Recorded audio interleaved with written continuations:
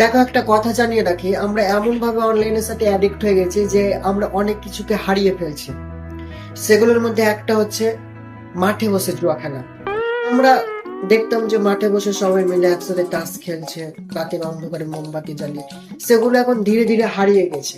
এভাবে একটা ইতিহাসের জিনিস আসছিল, আস্তে আস্তে হঠাৎ থেমে গেল শুধুমাত্র অনলাইনের কারণে। এটা ঠিক না, আমাদেরকে আবার এটাকে ফিরিয়ে আনা উচিত। দেখো, এই যে ইতিহাসটা মুছে যাচ্ছে, এটা যদি আমরা আবার ফিরিয়ে আনি তাহলে তিনটা জিনিসের লাভ হবে।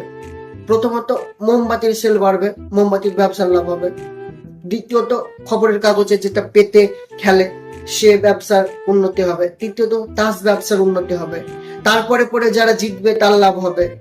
কেউ হারবে, সে হয়তো সীমিত সময়ের জন্য হারবে, কারণ এখানে জিতে হারা কয়েকজনের মধ্যে সীমাবদ্ধ। একবার এই জিতবে, একবারে হারবে, বা একবার এই দুবার এই জিতলো, একবার ওই হারলো, এরকম ভাবে জিতবে। তো এদের মধ্যেই থাকবে। এবারে তোমরা অনলাইনে খেলছো, কে কোথায় জিতে যাচ্ছে না জিতে যাচ্ছে আমরা জানতে পারছি না, তোমরা জানতে পারছো না টাকা দিচ্ছে কি কোম্পানি নিয়ে নিচ্ছে।